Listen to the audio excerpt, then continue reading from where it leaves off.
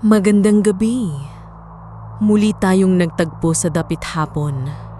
Sa oras kung saan ang araw ay unti-unting nilalamon ng dilim.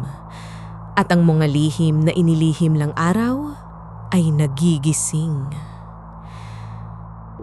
Ito ang dapit hapon. Diaryo ng lagim. Ang kuderno ng mga kwento ng kababalaghan, ng mga aninong ayaw matahimik at ng mga kaluluwang ayaw kumalas. Ako si Isa at ngayong gabi, bubuksan natin ang ikalawang pahina ng ating diaryo. Isang kwento ng isang babae na nagkamaling maniwala na tapos na ang bangungot sa oras ng kamatayan.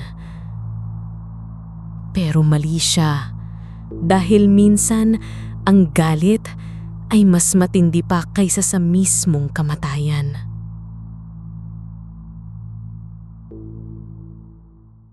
Patay na ang katrabaho ko. At natatakot akong isasama niya ako. Nung early 20s pa lang ako, magulo pa ang buhay ko. Walang plano, walang direksyon. Isang araw, sinabihan ako ng nanay ko, magtrabaho ka o lumayas ka? Simple, direkta. Wala akong choice.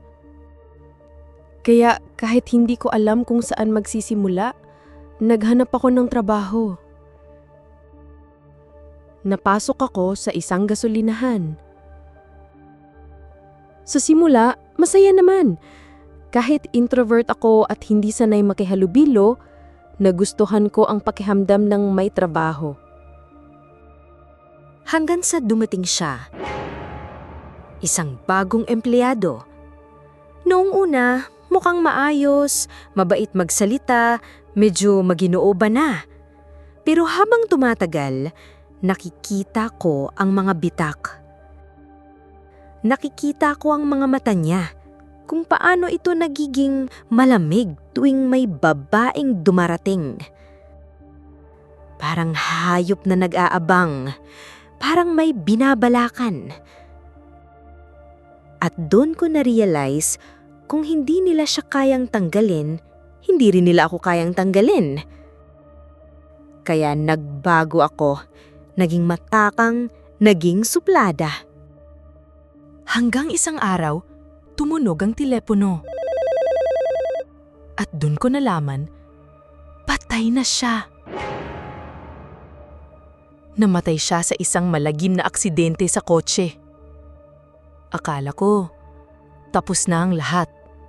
Pero doon pala, nagsimula ang tunay na bangungot. Ilang araw matapos ang libing niya, may nakita akong litrato niya. Nasa bahay ng nanay ko. Wala namang dahilan para naroon yun. Pero may mga sulat, mga papel na may pangalan ko na para bang siya mismo ang sumulat. Mga banta, mga pangungusap na paulit-ulit. Hindi ka makakatakas. Isasama kita.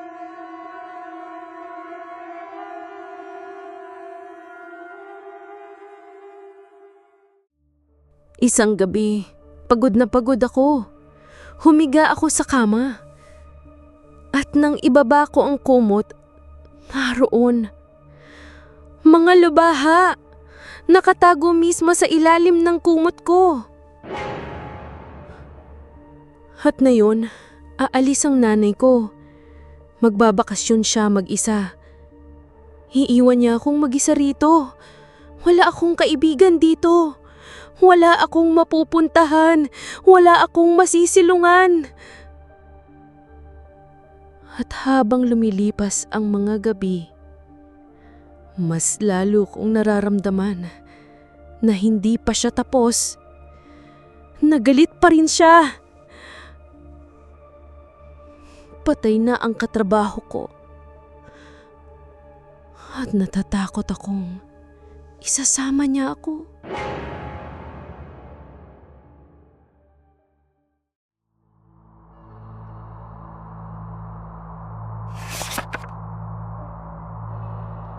Ang kwento ay paalala na may bigat ang bawat kasalanan.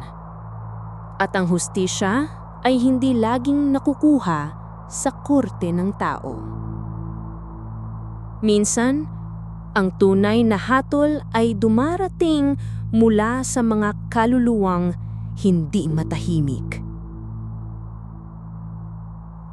At sa harap ng ganong galit, wala kang ligtas na sulok kahit gaano kalalim ang iyong tinataguan.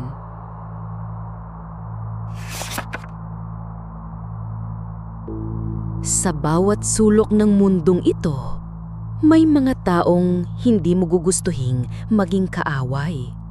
Dahil ang iba, kahit nasa hukay na, patuloy pa rin naghahanap ng paraan para maghiganti. Ito ang ikalawang pahina ng ating dyaryo ngayong dapit hapon. At kung may natututunan tayo, ito'y ang katotohanang hindi lahat ng bangungot ay nagtatapos sa pagkagising. May iba, nagsisimula lang kapag pumikit ka. Ako si Isa, at ito ang dapit hapon. Dyaryo ng Lagim. Hanggang sa muli, kung kaya mo pang makatulog.